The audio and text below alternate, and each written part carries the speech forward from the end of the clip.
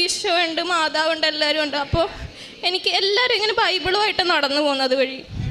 അപ്പം ഞാൻ പറഞ്ഞു എനിക്ക് ബൈബിളില്ല, ഞാനൊരു നോൺ ക്രിസ്ത്യനാണ്, എൻ്റെ കയ്യിൽ ബൈബിളൊന്നും ഇല്ല.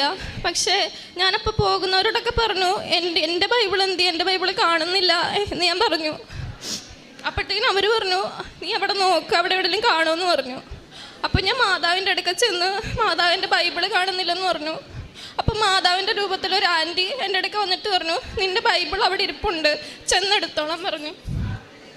അതുപോലെ ഞാനപ്പോൾ പറഞ്ഞു മാതാവിൻ്റെ രൂപത്തിൽ പറഞ്ഞൊരു പ്രായം ചെന്ന ഒരാളായിരുന്നു. അപ്പം ഞാൻ പറഞ്ഞു എൻ്റെ വിസ ഇതുവരെ വന്നില്ല, എനിക്ക് ഭയങ്കര തടസ്സങ്ങളാണെന്നൊക്കെ ഞാൻ പറഞ്ഞു. അപ്പം എൻ്റെ ഒരു താക്കോല് തന്നു, നീ ആ താക്കോല് കൊണ്ടുവന്ന് അവിടെ ഒരു ചെറിയൊരു തടിയും കൊണ്ടുള്ളൊരു പെട്ടിയായിരുന്നു, അവിടെ ചെന്ന് നിൻ്റെ നിയോഗം എഴുതിയിടെന്ന് പറഞ്ഞു.